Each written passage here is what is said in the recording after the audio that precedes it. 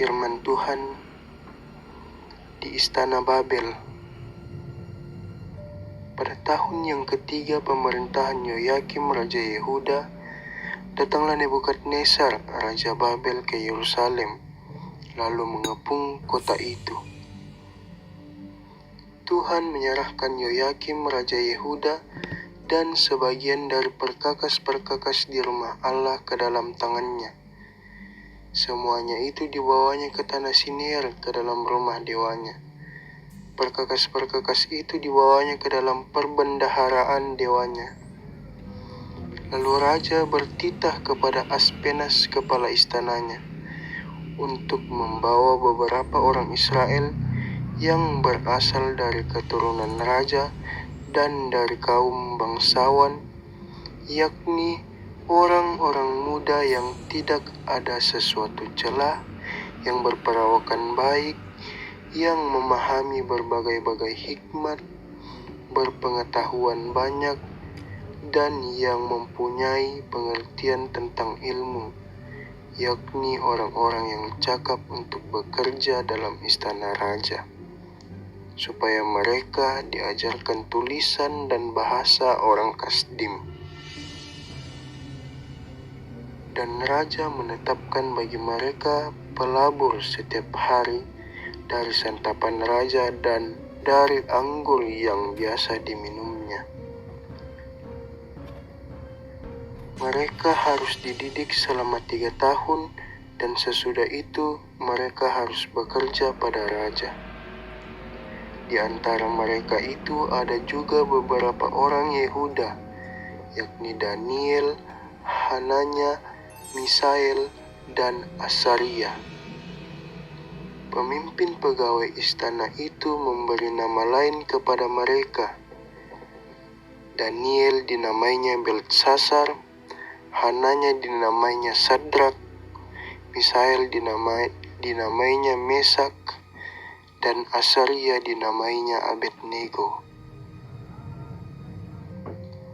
Daniel berketetapan untuk tidak menajiskan dirinya dengan santapan raja dan dengan anggur yang biasa diminum raja. Dimintanyalah kepada pemimpin pegawai istana itu supaya ia tak usah menajiskan dirinya. Maka Allah mengaruniakan kepada Daniel kasih dan sayang dari pemimpin pegawai istana itu. Tetapi berkatalah pemimpin pegawai istana itu kepada Daniel, "Aku takut kalau tuanku raja yang telah menetapkan makanan dan minumanmu berpendapat bahwa kamu kelihatan kurang sehat daripada orang-orang muda lain yang sebaya dengan kamu, sehingga karena kamu aku dianggap bersalah oleh raja." Kemudian berkatalah Daniel kepada penjenang yang telah diangkat oleh pemimpin pegawai istana untuk mengawasi Daniel, Hananya, Misael, dan Asaria, "Adakanlah percobaan dengan hamba-hambamu ini selama 10 hari, dan biarlah kami diberikan sayur untuk dimakan dan air untuk diminum. Sesudah itu, bandingkanlah perawakan kami dengan perawakan orang-orang muda yang makan dari santapan raja. Kemudian perlakukanlah hamba-hambamu ini sesuai dengan pendapatmu." Didengarkannyalah permintaan mereka itu, lalu diadakan percobaan dengan mereka selama 10 hari. Setelah lewat 10 hari, ternyata perawakan mereka lebih baik, dan mereka kelihatan lebih gemuk daripada semua orang muda yang telah makan dari santapan raja.